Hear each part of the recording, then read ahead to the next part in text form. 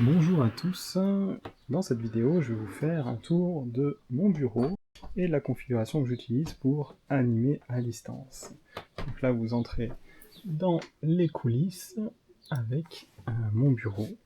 On va commencer avec les trois écrans. Quand j'anime à distance, à gauche je vais toujours mettre ma présentation PowerPoint, ou les éléments que je veux montrer aux participants, je vais les mettre sur cette partie gauche de l'écran. À droite je vais avoir le Teams avec la configuration du Teams, la possibilité de gérer les sous-groupes, la conversation et autres. Ici, sur ce deuxième écran, sur le bas, je vais avoir mon espace pour moi. Ça va être mes notes, ça va être si je dois faire des recherches sur internet ou autre. Et en haut, je vais avoir la configuration de OBS Studio, qui est mon logiciel de gestion de streaming pour changer les scènes, les configurations et autres. Je vous montre. Pour changer mes scènes sur OBS, j'utilise cet outil ici, qui est le Stream Deck. Et pour ça, je vais pouvoir avoir différentes configurations. Donc là, j'ai la configuration caméra, où je suis en plein écran. On peut voir ma caméra qui est ici. J'utilise une webcam, on va dire standard, un peu plus premium, mais qui s'appelle la Logitech Brio, qui marche très bien pour la visioconférence.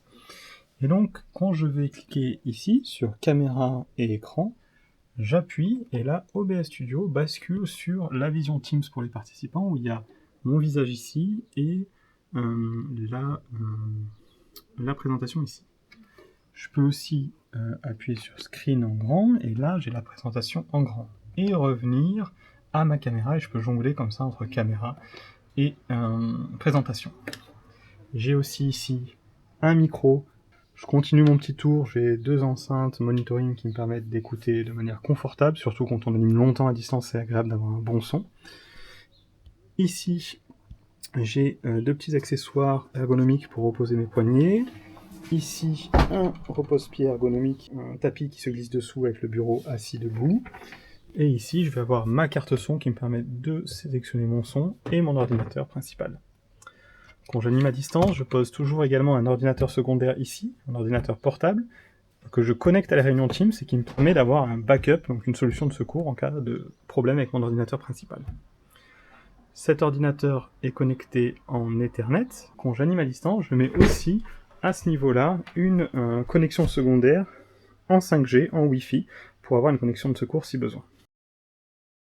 Voilà ma configuration pour animer à distance. Et les grands jours, je peux mettre les lumières, je peux également mettre un prompteur avec une caméra derrière pour bien lire le prompteur, mais ça je le mets vraiment de façon ponctuelle. J'espère que cette vidéo vous a plu, et si vous avez des questions, n'hésitez pas à les poser en commentaire. Salut!